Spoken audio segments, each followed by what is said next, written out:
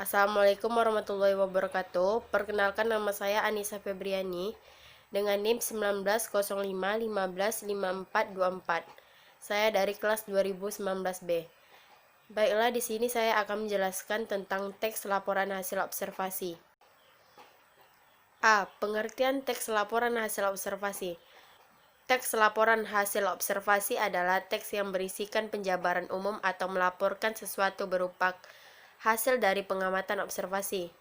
Teks laporan ini juga disebut teks klasifikasi karena memuat klasifikasi mengenai jenis-jenis suatu berdasarkan kriteria tertentu. Jenis teks ini mendeskripsikan atau menggambarkan bentuk, ciri, atau sifat umum seperti benda, hewan, tumbuh-tumbuhan, manusia, atau peristiwa yang terjadi di alam semesta kita. Teks laporan hasil observasi lebih menekankan pada pengelompokan berbagai hal ke dalam jenis sesuai dengan ciri setiap jenis pada umumnya. Teks laporan hasil observasi juga berkaitan dengan hubungan berjenjang antara sebuah kelas dan subkelas yang ada di dalamnya. Ciri-cirinya adalah sesuai dengan fakta, bersifat objektif, harus ditulis sempurna dan lengkap, tidak memasukkan hal-hal yang menyimpang, mengandung prasangka atau pemihakan, dan disajikan secara menarik dalam hal tata bahasa yang jelas, isinya berbobot maupun susunan yang logis. Tujuan teks laporan hasil observasi. Tujuan teks laporan hasil observasi ini ada 5, yaitu pertama, untuk mengatasi suatu persoalan, kedua, untuk menemukan teknik atau cara terbaru, ketiga, untuk mengambil keputusan yang lebih efektif, keempat, untuk melakukan pengawasan, kelima, untuk mengetahui perkembangan suatu masalah. Selanjutnya, fungsi teks laporan hasil observasi. Teks laporan hasil observasi mempunyai beberapa fungsi, antara lain 1. Melaporkan tanggung jawab setelah tugas dan kegiatan pengamatan. 2. Sebagai sumber informasi terpercaya. 3. Menjelaskan dasar penyusunan kebijaksanaan, keputusan atau pemecahan masalah dalam pengamatan. Keempat, sarana untuk pendokumentasian. B. Struktur teks laporan hasil observasi. Yang pertama, pernyataan umum atau klasifikasi. Berisikan tentang informasi dasar mengenai hasil pengamatan yang telah dilakukan, pernyataan publik yang menggambarkan subjek laporan, deskripsi, dan klasifikasi. Yang kedua, aspek yang dilaporkan, berisi penjelasan yang mendetail tentang jalannya penelitian. Selanjutnya, ciri-ciri teks laporan hasil observasi,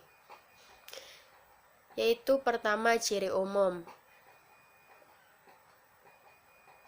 Ciri umumnya adalah isi teks bersifat objektif dan tidak memihak. Kedua, harus ditulis berdasarkan fakta yang terjadi pada pengamatan dilakukan. Isi teks tidak mengandung hal-hal yang bersifat penyimpangan, duga-dugaan yang tidak tepat, ataupun pemihakan terhadap sesuatu. Teks observasi disajikan dalam bentuk yang menarik, tata bahasa yang baik, susunan teksnya logis, dan isi dari teks berbobot dan berkualitas. Kelima, isi teks harus ditulis secara lengkap dan sempurna. Sifat teks laporan hasil observasi. Teks hasil observasi ini memiliki 3 sifat. Sifat yang pertama yaitu bersifat informatif, artinya memberikan informasi yang berguna mengenai objek yang diamati kepada pembaca. Kedua, bersifat komunikatif, artinya teks tersebut menggunakan bahasa yang seolah-olah membuat kita sedang berkomunikasi dengan teks tersebut. Tujuannya adalah agar isi laporan dalam teks lebih mudah dimengerti. Ketiga, bersifat objektif, berarti teks laporan tersebut harus faktual dan berpatokan pada informasi yang sah tentang apa yang benar-benar terjadi. Selanjutnya, langkah-langkah menyusun teks laporan hasil observasi. Pertama, membuat judul laporan sesuai dengan pengamatan yang telah dilakukan. Kedua, membuat kerangka teks yang condong ke pembuatan gagasan utama sesuai dengan hasil pengamatan. Ketiga, menyusun teks berdasarkan gagasan utama yang telah dibuat, diawali dengan paragraf pernyataan umum lalu ke bagian isi. 4. Meneliti kembali hasil penulisan teks. Jika ada kalimat janggal atau salah penulisan, segera perbaiki kembali. Syarat atau kriteria teks laporan hasil observasi. Pertama, memiliki susunan struktur teks yang urut dan lengkap. Kedua, dalam struktur teks tidak memiliki kesimpulan atau penutup.